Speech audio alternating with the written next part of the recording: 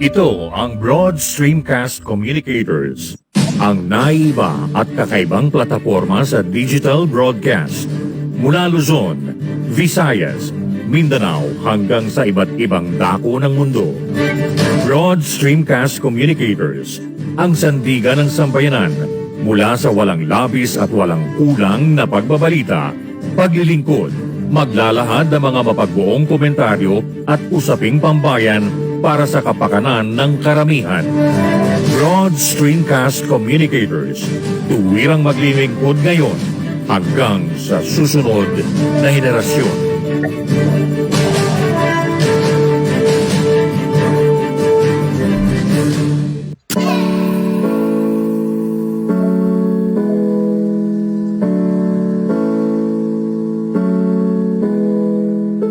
Buhay Online, Chikahan at kaalamang pangkabuhayan.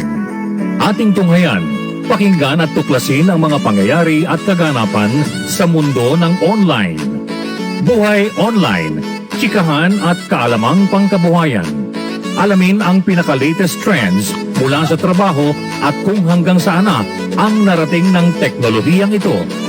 At ngayon, narito na ang ating host, ang ating Techiemommy, si Jaye C. Bautista.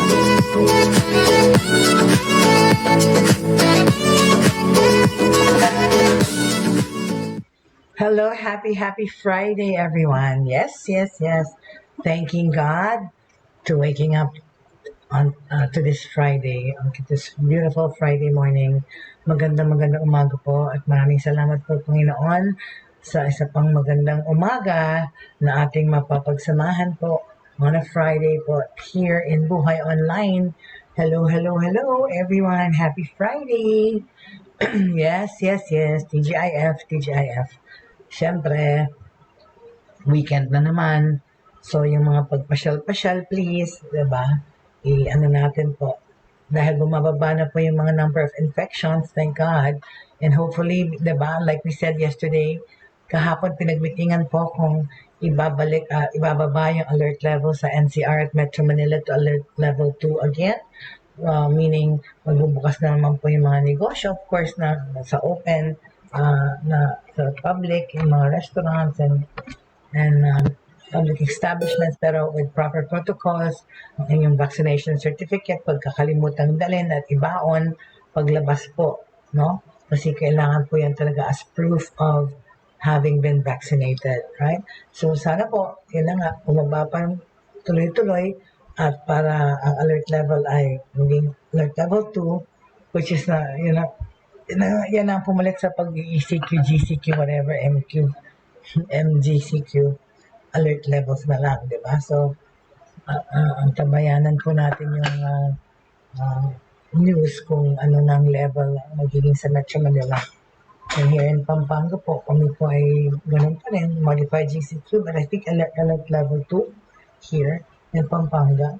So, those people wanting to go out of town and stuff po, iwasan lang talaga yung mga public places na maraming tao.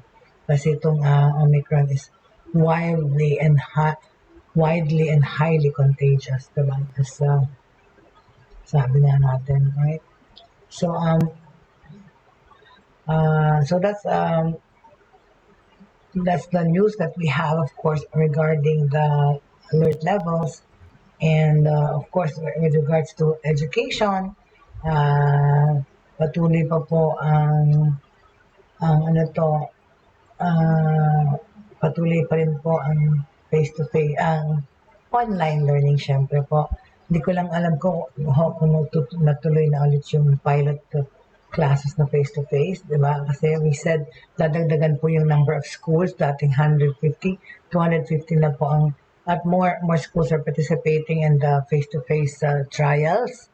But I don't know when that's going to start. I think February at the end. I think so, no? I'm not so sure.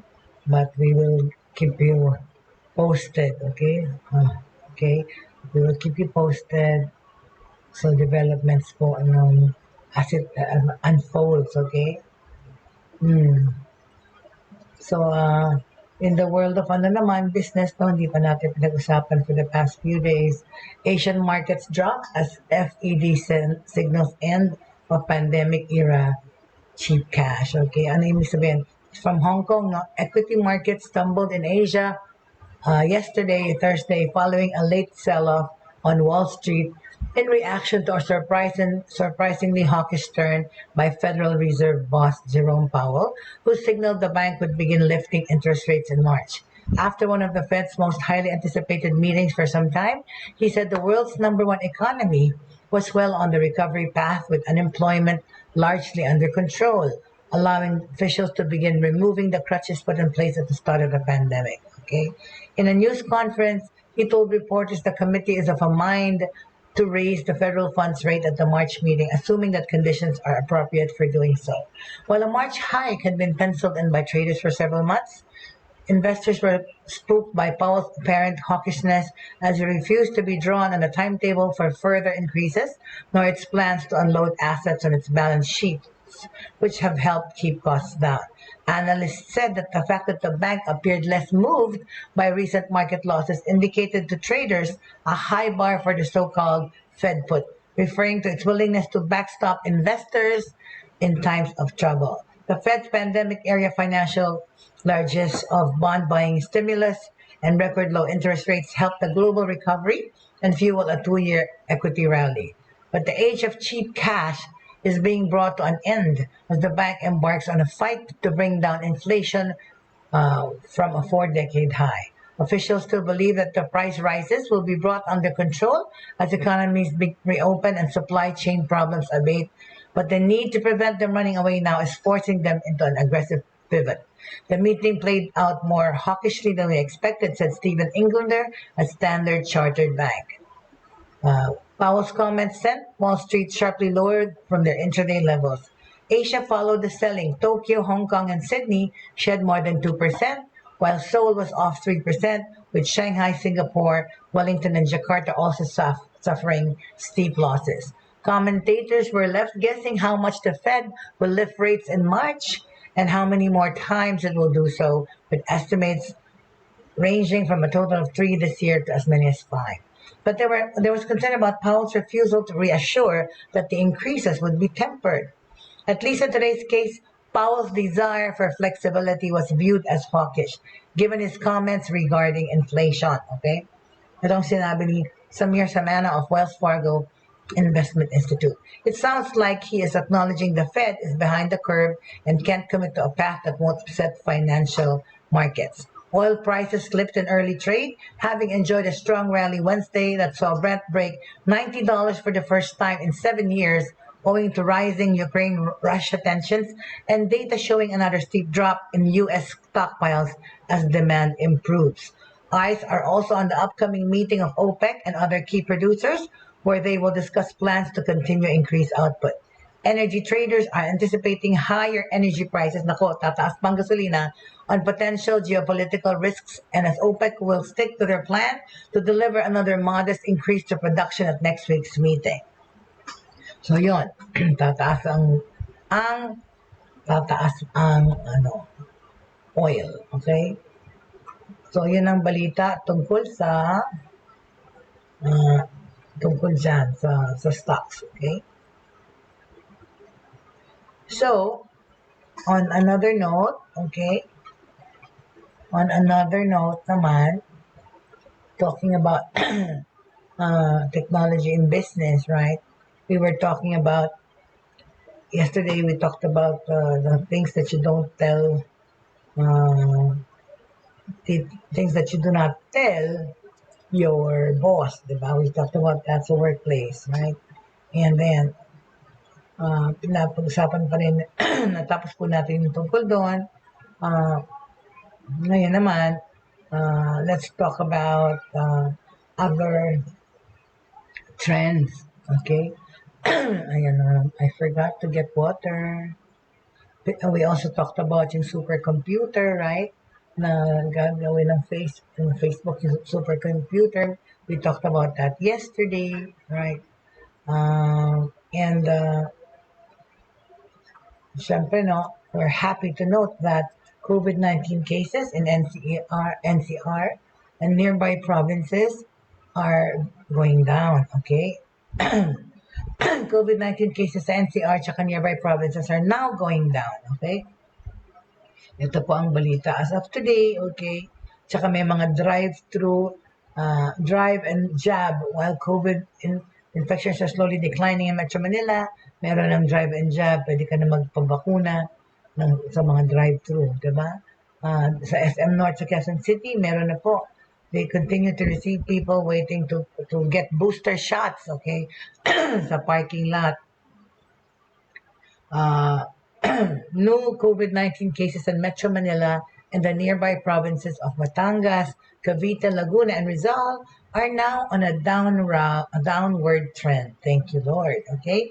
Following the spike in cases due to the Omicron variant of the research said, today.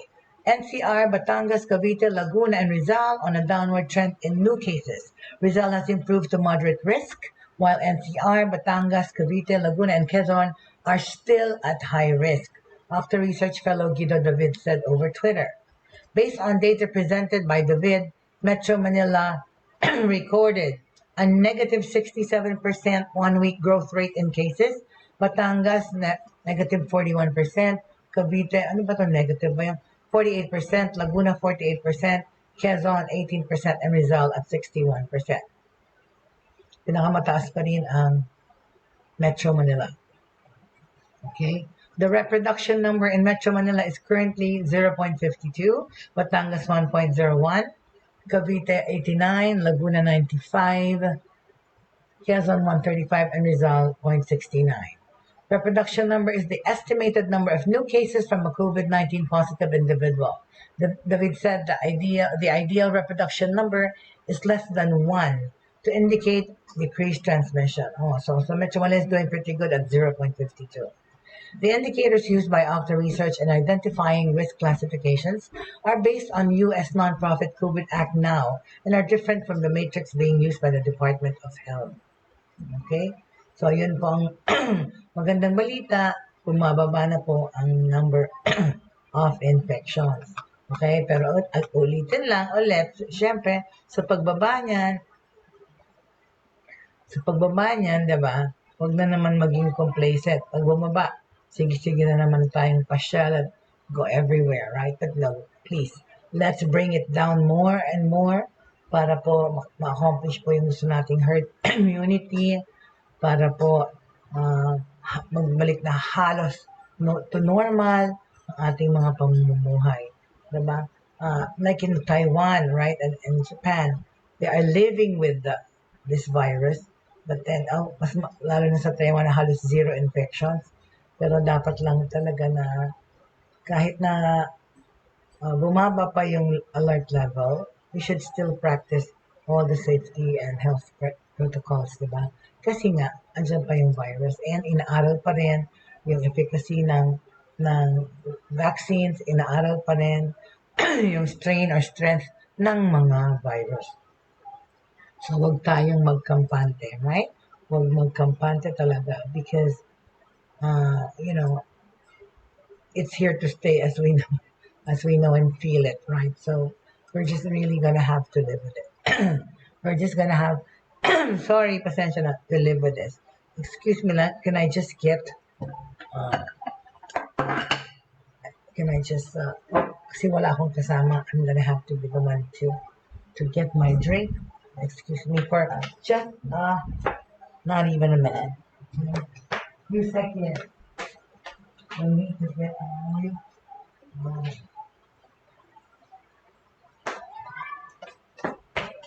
okay, I got it.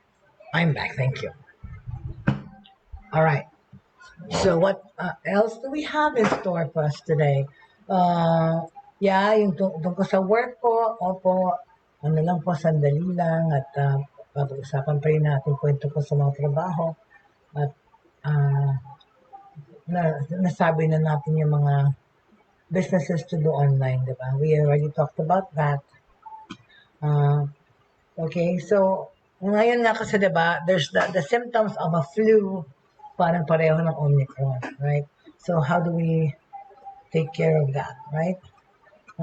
We did a survey parang how to deal with the first signs of a cold. Okay, ito, health and family naman tayo. Okay, um, we talked to several women, no? Whether it's accomplishing life goals, making ends meet, or making the home the best it can be for the family, many of us strive hard every day to get things done. Diba? Lalo na tayong mga working moms. But with all that's happening around us, it can be challenging to keep up with everything, especially working moms like me, like myself. You know, we work at the same time we have to take care of our household. One of the things that could get us down is getting sick, okay? Like catching a common cold. It may bring out worries out of many of us, lalo na ngayon sa panahon na to na hindi natin alam kung Omicron siya or sipon na tubo lang na normal. Since catching a cold these days can be such a hassle, we do everything we can to help stay healthy and be defended from cold viruses. We may have developed habits and strategies in dealing with it, especially at the first sign. So, paano nyo how do you take care of a cold, right? Or when we get to hear firsthand, tawag natin dito, cold fashions or unique and personal stories regarding a cold, we will let you know paano ang trato sa cold ng iba't ibang tao, okay? We asked several women, no? As a news anchor and writer, si the daily task is gathering and delivering excuse me, materials at 2 a.m. for a 6 a.m. broadcast and then writing for the rest of the day. Para siyang ako pala. Paano niya ginagawa? Paano siya nagdi-deal with a cold? She said she gets really anxious about getting sick, such as catching a common cold. If you are sick, you can't go to work and fulfill your duties, she shared. Which is actually, for me, very, very hindi true. Kasi ako, when I'm feeling under the weather, like I did last week, hindi ko po yun iniinda eh. For me kasi, if I stayed in bed all day, I'm cuddling my sakit. Para lalo kong inaalagaan yung, binibaby ko yung sakit, hindi ko kaya. I really have to keep working. So even with my croaky voice like it still is now, nagturo pa rin ako, nag-broadcast ako, because hindi ko pwede yung nakahiga. I'll feel more sick if I do that. See, different strokes for different folks, okay? So, itong sabi nitong si anchor woman or broadcaster, Rofidane Suzon, 25 years old, okay? As a news anchor and writer, she said, when asked about what she does to not let the first signs of a cold develop into a full-blown cold, she had already answered. I drink a lot of water, take vitamins. I also use some ointments and get rest. Ako, ang kalaban ko dyan talaga lang, ang panglaban ko dyan, my everyday drink is cucumber and lemon water. Yan po. Pero para sa mga, kung sa pag feeling mo talaga meron ka ng ubat sipon, mainit na hot lemon, turmeric, and ginger and lemon na hot sa tea. Yan ang iniinom ko. Also, no? So ayan ang kay Rodnelyn. Tapos si Ragna Gonzalez naman, work from home mommy Ragna shares that she always makes sure she's healthy and defended from cold viruses so she can be there to play and bond with her son. My son is very active, loves water, and loves playing around. I don't usually stop him from doing that because as a mom, I know how important play is for a growing child. So paano niya naasikaso ang pagkaroon the first signs of a cold? Well, hence preparedness is vital at home. When she discovered Vicks First Defense Nasal Spray, she immediately added it to her family's arsenal to help her in fighting cold symptoms, as she knows she can't afford to get sick for her son. Vicks First Defense has been a great discovery. Imagine having a handy nasal spray that you can carry with you anytime, anywhere for whenever you need it. So sa kanya yun. Ako naman, I found this, ano ba itong pangalan na to? Thailand yata, whatever this one, okay? I bought it in Nepo. Nandito kasi po ako sa Pampanga, right? Sa Dao. Yan. Yan ang aamoy-amoy yan. Actually, para siyang Vicks. Amoy Vicks din siya or oil of wintergreen or something like that. And, when you have a headache, You just smell it and it really helps. Okay? Yan ang aking mga quick fix. Siyempre, kating ko. Diba? Para, see, these are all my things to battle my colds and cough. Whatever, kung smelling salts ba. So, yun. Si ano naman, according naman to Mary Lorraine, 36 years old, a digital content creator and blogger.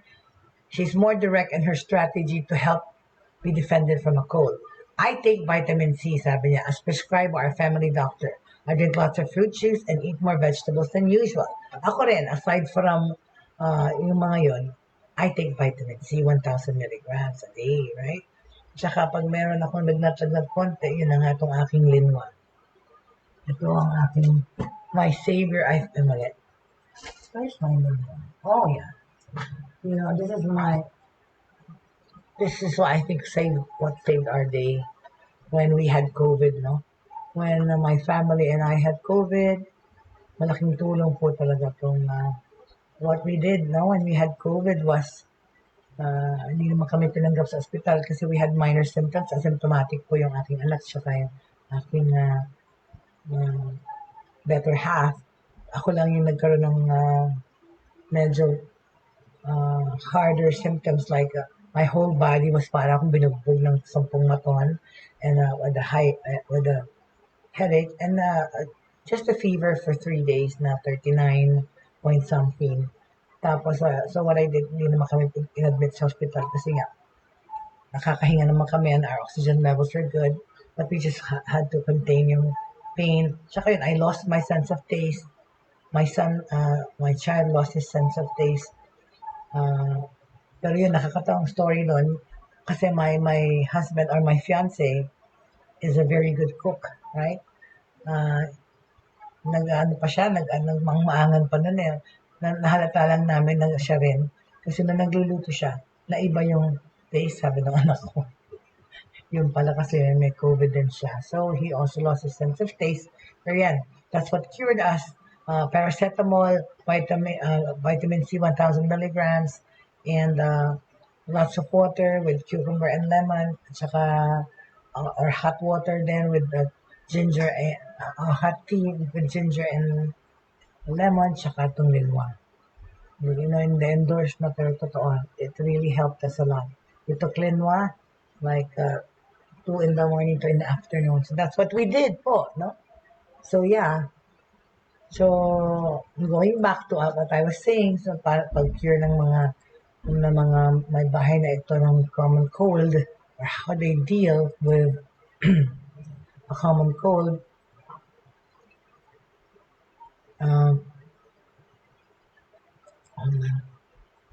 yeah, yun na siya, lots of liquid, right? Lots of liquids. At saka she also, itong si Mary Lorraine, also uses Vicks First Defense Nasal Spray. Makakuha nga niyan. It helps me in dealing with a cold. Vicks First Defense Nasal Spray helps stop my cold from developing into a full-blown cold as we use it at the moment. We first get that tickly feeling in our nose, diba? Ito namang si Mea de la Cruz, 37, who works for an Australian law firm, just got married last December. That's why I'm extra careful not to get sick, especially when it comes to catching a cold. Who wouldn't get pregnant, especially nowadays, sabi niya. Every little symptom is alarming. Totoo naman yun. Kaya lang nga yun. Hindi mo ma-differentiate yung Omicron saka yung common cold or cold or cough or yung flu symptoms. Kasi flu season din, no? Dahil itong cold weather spells sa Pilipinas, ang daming may sipon at ubo. She knows it's important to stay healthy, especially for those around her. When asked how she deals with the onset of a cold, her first go-to is her trusty balm or oil so she could sniff it and put some under her nose. She also prepares hot lemonade with honey, if not pop a lozenge for relief. She also drinks a lot of water. Oh, similar to what I do naman. Ask about the newest Vicks product. The Vicks First Defense Nasal Spray she expressed interest in trying it since it can help stop a cold when used at first signs. Okay? So yun pala, itong Vicks na to, makakuha nga ng ganyan. She admits that she has relied on Vicks products for years, a practice that she's learned from her mom. We normally talaga naman, we have inherited itong pag-love for Vicks sa mga magulang natin. Oh my God, my ate Jakes was very addicted to Vicks Vaporub when we were growing up. Nawala na niya, she shook that habit. My God, she would really sniff and sniff even the lalagyan all day long, sniff, sniff, sniff, and puts it inside her nose spot. Diba? Diyos mio. I mean, of course, those people who are so young now, you wouldn't understand or hindi niya na maalalim. Pero, my God, I grew up talaga. Na yung nanay ko, parang quick fix niya sa lahat yung Vicks, right? Vicks Vaporub, masakit ang tiyan mo, Vicks Vaporub. You have a headache, Vicks Vaporub. You have sipon, lalagay sa loob ng isip mo yung Vicks. And pag inubo, yun pa yung konting Vicks, nalagay ng mami ko in our tongues para, mapunta sa throat. Oh my God, kulang na lang i-mix sa glass, right? So, ano pa yung mga things that people do when you get a cold? Si Laika Baqueros, 28 years old, as a stay-at-home mom of 3, Laika prefers a no-nonsense approach to dealing with the onset of a cold. Lalo na sa panahon natin ngayon, talagang kapag feeling ko magkakaroon ako ng cold, umiinom na ako ng gamot or nagpapahid na ako ng kung ano-ano para di na tumuloy. Yun na nga, ako rin. On the onset, at the onset of a looming cold or cough. Ito nga to, inagapan ko actually to Ininuman ko na kaagad ng paracetamol bago pa lang, ng biogesic, bago pa lang nag-umpisa. Tapos yun na nga, nung medyo nagra-runny nose na ako, Neocep. No? Pero hindi kung walang drowse kasi, I'm working amidst my cold and cough. So, talagang itong newest products ng Vicks na to, First Defense Nasal Spray, it helps a lot. So sabi rin itong si Mother of 3, it's very good to use now on the first signs of a cold. Nang matry ng asawa ko itong Vicks First Defense Nasal Spray, nakatulong ito na hindi magtuloy-tuloy ang sipon niya. Unti-unting nawala ang sipon niya at tumigaw siya sa pagsisinghot. The first line of defense, striving for good health, should always be priority more so today. This is why Filipinos do everything they can to not get sick and catch a cold, including taking vitamin supplements, eating healthy, or adopting fitness regimens even from home.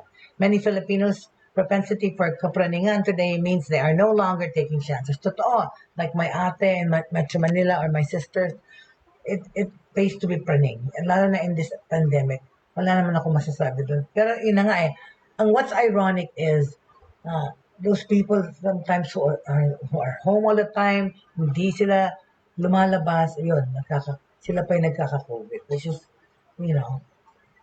pero kasi, some of meron silang kasama sa bahay, yun yung lumabas, pagbalik, dala yung COVID, right? Or meron kang anak na nagtatrabaho, she has to go to work every day. They're the ones that can bring it to your home, right? So, ingat na lang po more, okay? Okay, so that's what my, yan ang ating mga tips ng mga nanay regarding dealing with the cold, alright? So, what else are we dealing with today? Okay, marami pa tayong dapat pag-usapan. But, hold on a second please. Dahil naghahang yung aking computer at naglalag. But thank God, really, this past year, I'm so happy na konti lang talaga, very rare na nagkaroon ako ng power surges. But thank you, ayoko namang inix na bigla akong wala ng dito. But thank you so much, PLDT, for being efficient, no? At saka talaga naman, bumalis naman po talaga ang aking internet. I have to give credit naman where it's due. Well, nagpa-booster naman kasi pa, so pumapalo na ako ng 100 plus Mbps all the time, right? Okay, so more news regarding the whole world. I want to talk about yung online learning po, i-discuss po natin next week mas thoroughly po yung regarding distance learning and how schools and our students are coping with it. We will be having resource people in the show to talk about that in the academe and also yung mga estudyante actual, okay? Okay, so, meron po kasi akong gustong ano dito, no? Na news pero international ito. Let me just put it out with you. Here, alam niyo po ba kung ano to? This is the Shroud of Turin, right? Yung pong, ano na po ito, syempre, this is computerized, but the actual Shroud of Turin, faded yun. It is na, sabi nila, ito yung garment na suot ni Jesus nung nakita siya sa tomb. Pero parang pinunas niya yata kasi sa face niya, na marka na ba yung face na doon sa Shroud of Turin. Pero kasi there's speculations about it, right? I'll just give a brief ano lang about it ng discovery nila, okay? DNA test results, okay? After shocking revelations about the Shroud of Turin, alright? Ito yun. Sabi nila kasi a lot of people think that the Shroud of Turin shows the face of the Messiah himself, our Lord Jesus Christ. This must be one of the most famous historical relics at the moment. Right? However, there are a lot of rumors surrounding it as well. A recent study took DNA samples from the shrouds and analyzed them. You would think that this would help resolve things, diba? Para malaman natin talaga kung ano ba to ang ginamit sa paggawa nito. Sadya ba to? Dugo ba to talaga ng tao? Or paint ba to? Or whatever in that time? Okay, you would think that this would help resolve things, but this actually just added more mystery. Let's see what they learned, okay, about this religious artifact, okay? For those familiar with it, the Shroud of Turin is a piece of cloth that has blood traces on it. There is also a faint imprint of a male body on it. Thousands of people pay it a visit every year. After all, this is said to be the same fabric that covered the body of Jesus Christ before the resurrection. It has a rich history. The shroud has become so famous since it constitutes a huge biblical legend. Biblical legend ng tawag. This piece of cloth was said to have come from the tomb of Christ. The Shroud of Turin was taken from Judea to Constantinople. Over there, it was stored and kept safe for several centuries until it was discovered once more. No one expected to find it there. In 1353, it appeared in a small church in the town of Lire in France. However, the truth is that is no single soul knows how it got there. Paano napunta sa France, di ba? In the first place. At any rate, the Catholic Church only made a public acknowledgement of its existence when it cropped up in such an unlikely location. Okay? When we trace the history of the shroud, in the 80s, okay, the Catholic Church finally gave its permission to have the shroud examined.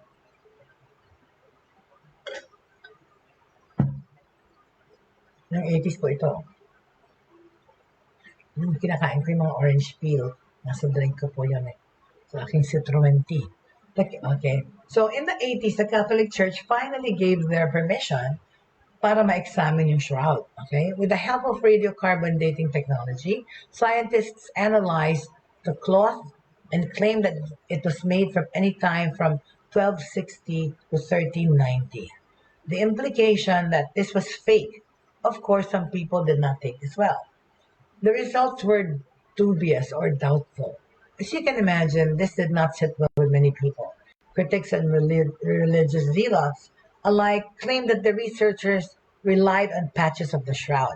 You see, individual portions of the fabric might have different ages, depending on the time they were made. This could indeed lead to a wrong estimate. A wave of new trust. The Gospel of Matthew said that upon the death of Jesus Christ, the earth shook, the rocks split, and the tombs broke open. This could mean that a huge earthquake took place.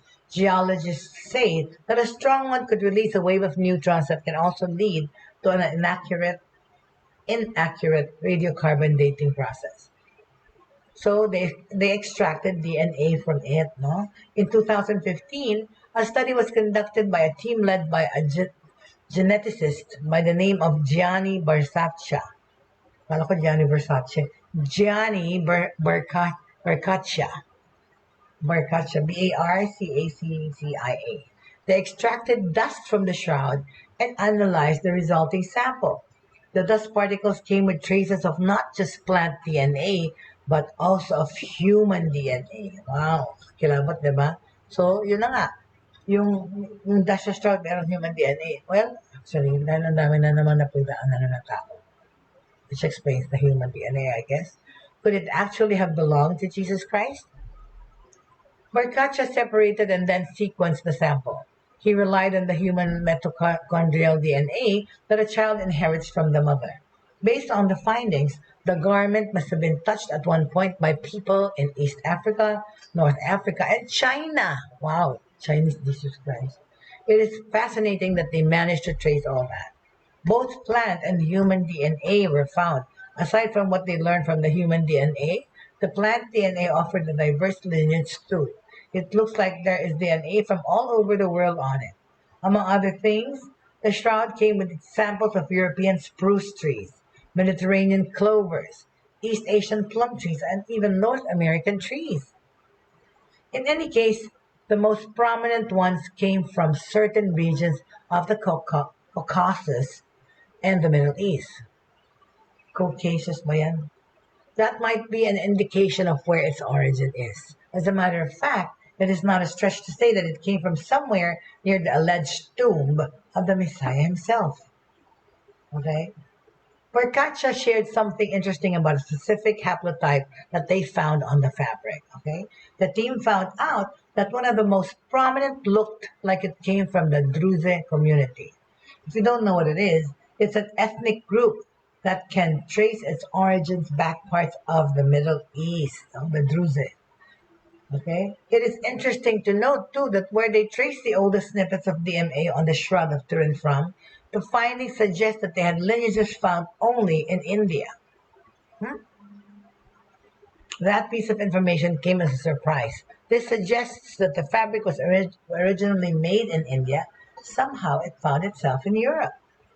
Mystery of mysteries, right? Barcacha shed more light on the matter recently. In an interview, he said, "In my opinion, it is hard to believe that in the past centuries, different subjects such as priests, monks, or nuns of Indian ancestry have had the possibility to come in contact with the shroud in France and or Turin." So hindi sila makapaniwala, right? The British Society of the Turin Shroud naman. We are not even slightly surprised to hear that the results of the analysis have been disputed. Hugh Farley is an editor of the newsletter of the British Society of the Turin Shroud.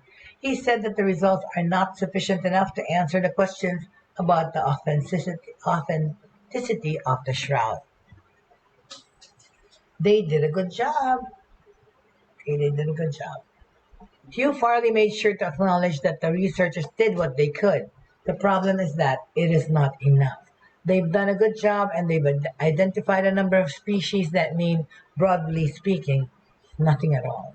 He does not think that has led to conclusive results kasi nga ang dami-daming nahanap dun. Trees, plant life, and human DNA, but it doesn't really prove anything, okay?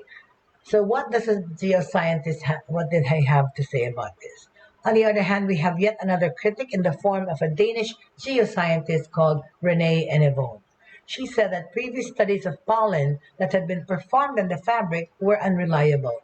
It has been pointed out as an issue. She doesn't think that the plant DNA has been linked to the real source. It has been on display for a while.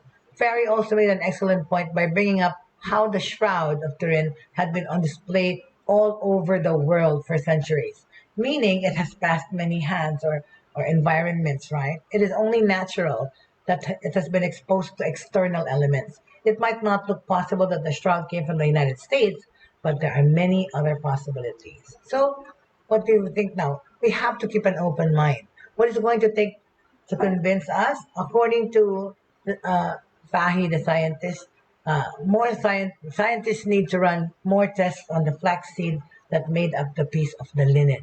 This has yet to be accomplished, he insisted. The proper thing to do is to maintain an open mind at the moment. That sounds like a better idea, don't you think? With new technology, right, in the end, it might be solved with the help of more advanced scientific methods. Geologists now have the means to learn the origins of a rock with precision. There is a good chance that we will reach a more definitive answer in the near future. However, the shroud is not the only religious mystery out there, okay? All right? But then, for now, because of all these findings, now we just have to keep an open mind, okay? All right. So, that was my news on the Shroud of Turin. Diba? Phenomena.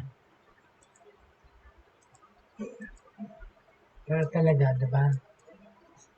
Sa kanya kaya yan. Okay. All right. So,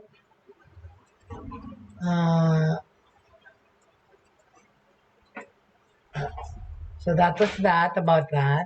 So, yun pa rin pong mga nagtatanong ng tungkol sa online business na hindi natin po kasi natapos the last week. No? All right.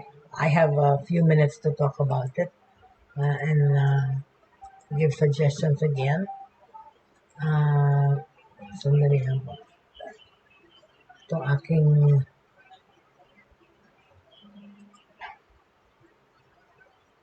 alright, we already talked about, diba, yung sandali lang po ha. Let me just fix my computer.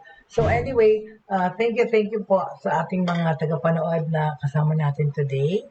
And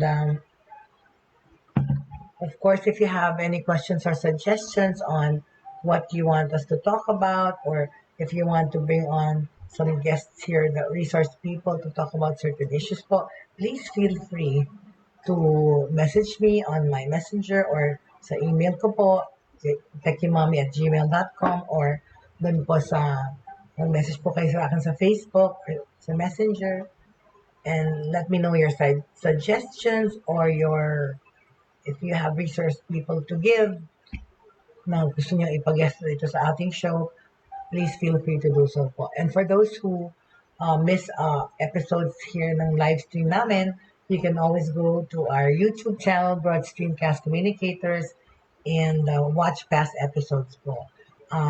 Welcome to the show, whoever's watching me that I don't see the names. Thank you very much for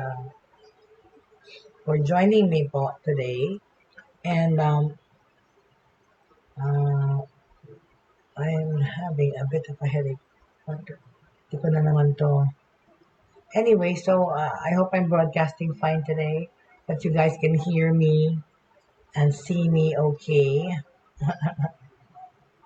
Bakit ba ganito to? Why is it going online like this?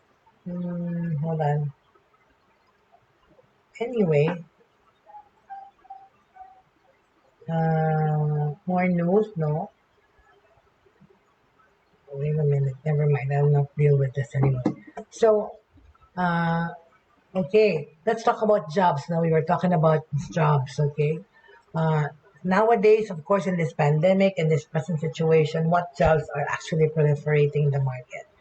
It's jobs that have something to do with technology, diba? Yung mga from IT and telcos in the IT industry offer highest entry-level pay jobs. And they're the ones that are, nowadays, diba, in demand yung mga sa telco, sa mga IT, mga graphic designers din, software engineers, system analysts, okay? The telecommunications industry is offering the highest entry-level salary based on the latest salary report from leading online job portal JobStreet. Ito po, local news, no? According to JobStreet Salary Report 2022, okay, the median entry-level salary in the telecommunications industry is at 20,000 pesos. Okay, pero telecom, pero sa ganyan na rin sa sa call center. Kaya nga, yung technology, when it has something to do with technology and the use of technology, yan po ang mga trabaho pwede nating magawa, lalo na itong sa pandemya. Next to telecommunications is the computer or IT industry, okay? That offers median entry-level salary of 19,550, yun na nga. Followed by the communication service industry at 19,500, communication yan na yung mga call center, and consulting companies at 19,000. The top 10 salaries in the Philippines by industry and job level, okay? So natin malaman kung ano. Hindi ko makita ang layout eh. Let me see. Can I make this bigger? Let's see. The top 10 salaries in the Philippines by industry and job level. I'll just talk about it. Meanwhile, the entry-level salary for insurance and electronics companies were basically starting at 17,000. Hospitality and manufacturing at 15,500. Ang pababa na pababa. Consumer goods at 15,000. And banking and finance at 14,600. Ang baba pala ng sweldo ng mga taga-bangko, no? Mas mataas pa yung sa hospitality. Saka sa consumer goods. Job Street Salary Report 2022 is a salary guide for the country's job market compiled from the portal's latest data. The report analyzes and compares salaries between 2020 and 2021. All salary data is extracted from salary requirements from Job Street employers and advertisers in its internal database, according to the company. Okay? On that note naman, tungkol sa mga trabaho, in retrospect, di ba? Teachers and health workers, pati HR executives were paid higher last year. Oh, okay. Totoo, right? Teachers, health workers, and HR executives were paid higher last year. Believe it or not, the constantly underpaid teachers and healthcare workers, along with human resources or HR managers, commanded high salaries last year, 2021, while accountants, sales, and some IT workers had to endure pay cuts last year. Leading online job portal JobStreet showed the numbers in its 2021 salary report, which tracked an overall recovery in the Philippine job market after the disruption seen in 2020, albeit hitting only some 75% of pre-pandemic conditions. So yan no, this is according na naman to JobStreet.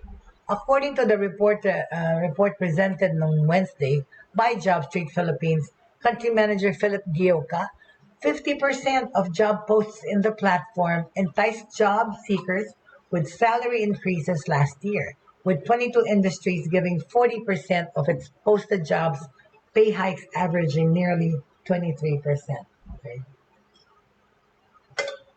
So, ito pala yung window ko kaya mainit. In terms of job opportunities naman, okay, the top 10 most sought-after specializations, okay, were customer service, education, ayan nga, online learning, IT computer, particularly software, software development, finance, general cost accounting, clerical, administrative support, yun yung mga virtual assistants, healthcare, nurse, medical support and assistant, marketing, business development, which is my world too, HR, sales and banking and financial services, all right? So yun, no? That's it. Those are the fields na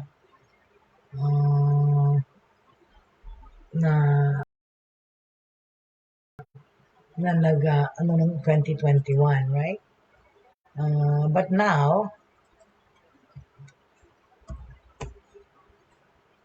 ganun pa rin, fields of IT still in demand, so online learning pa rin, right?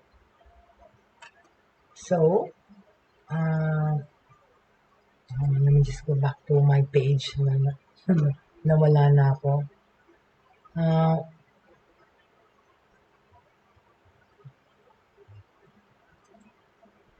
So those are the jobs that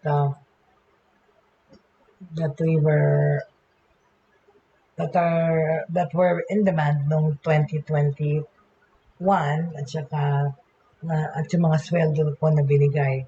But actually rin, no, up to now,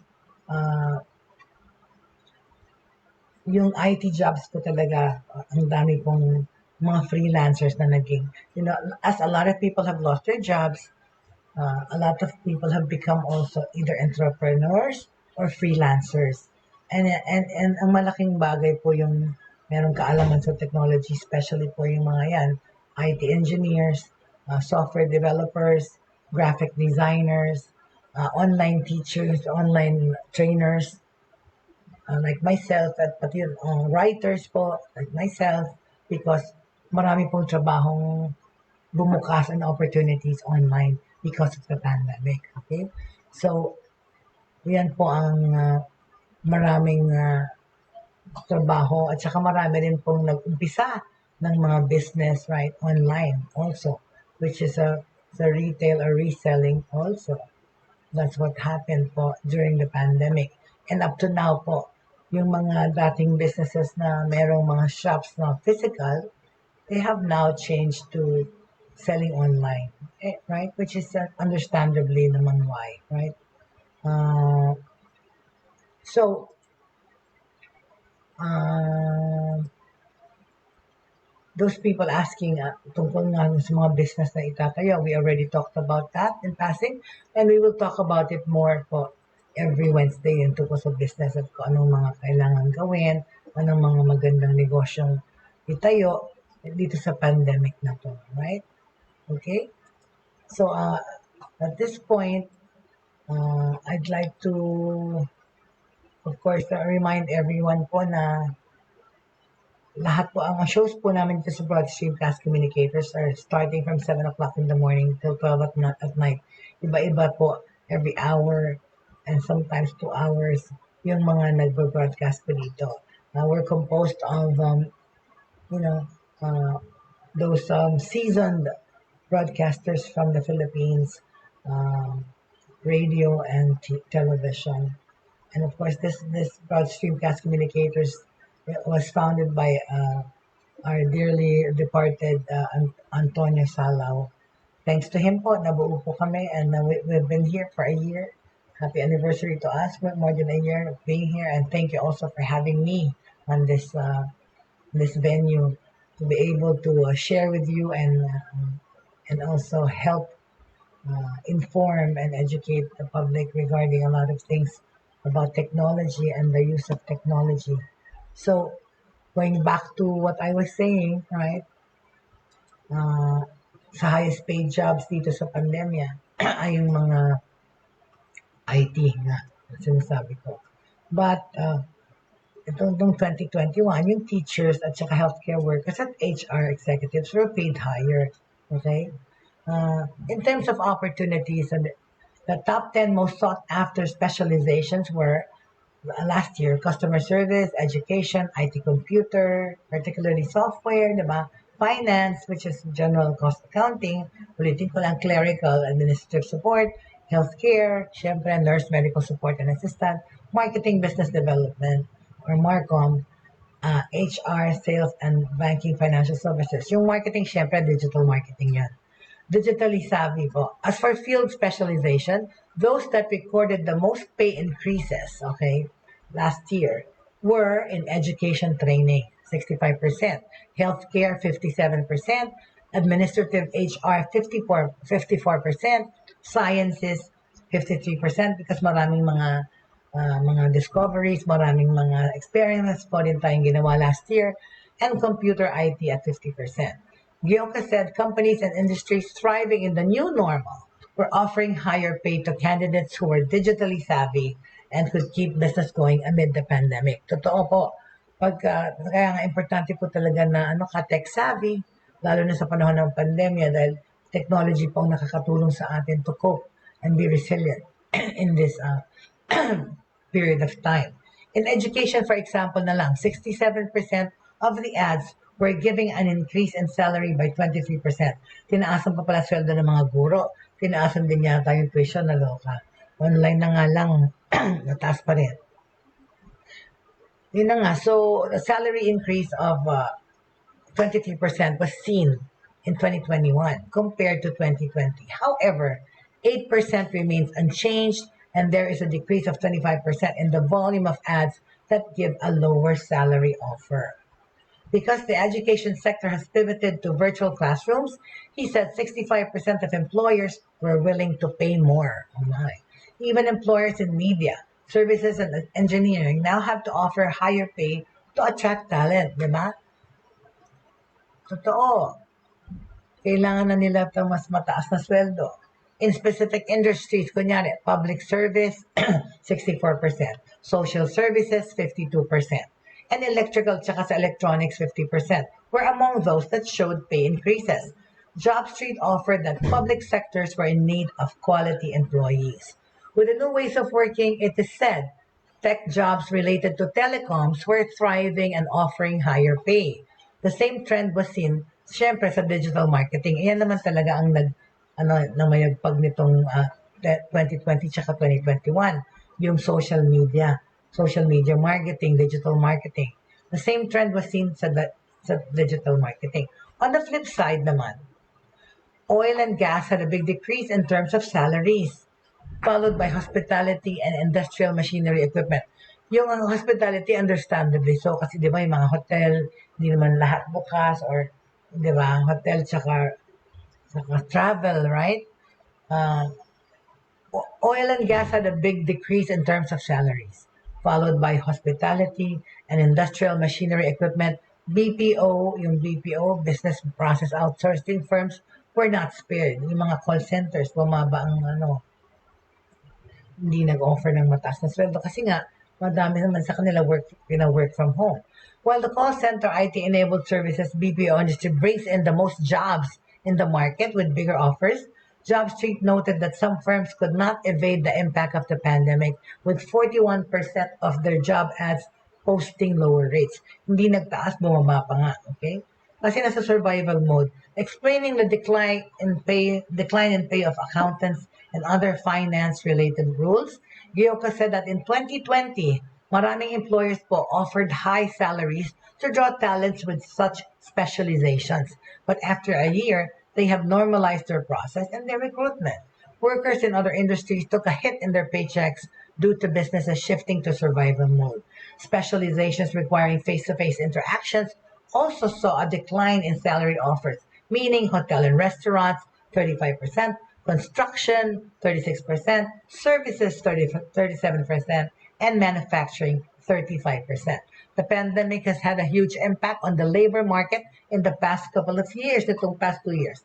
This also made the competition for quality talent steep among hirers, causing them to make adjustments in their offerings, policies, and work environment. Okay, it also saw the impact of COVID-19 on companies in the National Capital Region, with 20 of 43 industries experiencing major pay cuts in position levels. 16 industries, public service, science and technology, legal, beauty, health and fitness, HR, among others, had pay increases. Yan ang tumaas, public service, technology. The rising COVID-19 cases are highly higher in the rest of the country, okay, at saka sa NCR, which resulted in stricter protocols, causing companies to make adjustments in their job offers. On the other hand, other industries in the region were able to thrive and have posted significant increases. With that po, I'd like to end this broadcast. Maraming salamat po for joining me today. Marami pa tayong pag-uusapan ulit, pero sa Monday na. Okay, wala po tayo ng Saturday, Sunday. Thank you so much for joining me for the week. Happy Friday, happy weekend everyone. Be safe, faith, hope, and love sa lahat. Maraming salamat po.